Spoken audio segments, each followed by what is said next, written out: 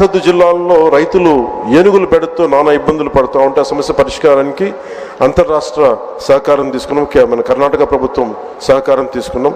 కుంకి ఏనుగులు ఇప్పుడు 4 మనకి చేరుకున్నాయి. ఇంకొక 2 త్వరగా వెళ్ళాలి.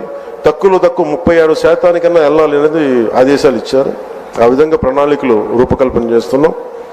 రాష్ట్ర సరిహద్దు జిల్లాల్లో రైతులు ఏనుగులు పెడుతూ నానా ఇబ్బందులు పడుతూ ఉంటే ఆ సమస్య పరిష్కారానికి అంతర్రాష్ట్ర సహకారం తీసుకున్నాం. మన కర్ణాటక ప్రభుత్వం సహకారం తీసుకున్నాం. కుంకి ఏనుగులు ఇప్పుడు 4 మనకి చేరుకున్నాయి. ఇంకొక 2 త్వరలో రానున్నాయి ఆ క్యాంపుకి.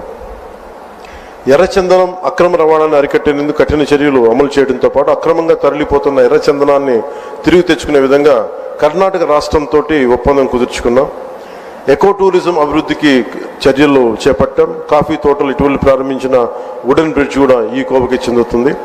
1122 కోట్లతోటి నగరవన యోజన ద్వారా 61 నగరవనాల ప్రాజెక్టులని చేపడుతున్నాం.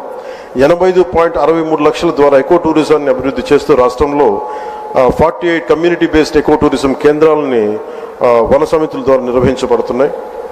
జూన్ 5, 25న మన వన మహోత్సవం సందర్భంగా కోటి మొక్కలు నాటి ట్రాకింగ్ కోసం geographical information system, management information system, quick response కోడ్లు మొదలైన యాప్లు అమలు చేశాం.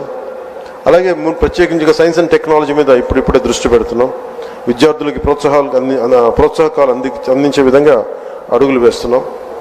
అలాగే నేను రిప్రజెంట్ చేసే పిఠాపురం నియోజకవర్గ ప్రజలకు ఇచ్చిన మాట మేరకు అభివృద్ధి కార్యక్రమాలు చాలా బలంగా చేపట్టాం. 388 కోట్లకు పైగా అభివృద్ధి పనులను చేపట్టాం. వచ్చే 4 ఏళ్లలో గౌరవ ప్రధానమంత్రి శ్రీ నరేంద్ర మోదీ గారి సహకారంతో, ముఖ్యమంత్రి వర్యులు శ్రీ చంద్రబాబు నాయుడు గారి సహకారంతో రాష్ట్రం మరింత ప్రగతి సాధిస్తుందని ప్రజలకి హామీ ఇస్తున్నాం.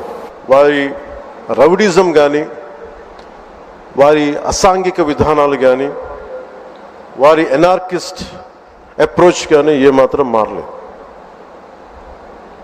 ఇది చాలా ప్రతి ఒక్కరికి కూడా చాలా లోపలగా తరిచి చూడాల్సిన అంశం ఇది.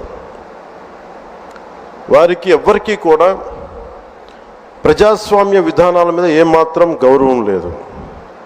పోలీస్ అధికారులు వాళ్ళు తప్పులు చేసే పోలీస్ అధికారులు వాళ్ళని అరెస్ట్ చేసి నిలువరిస్తే మటుకు మేము వెంటాడుతాం, will hunt you no matter where you are, మీరు ఎక్కడ విదేశాల్లో ఉన్నా వెంటాడుతామనే ఈ స్టేట్మెంట్స్ చాలా ఇబ్బంది కలిగిస్తూ ఉన్నాయి. ఇది వారికి సందర్భంగా తెలియజేస్తూ ఉన్నాం.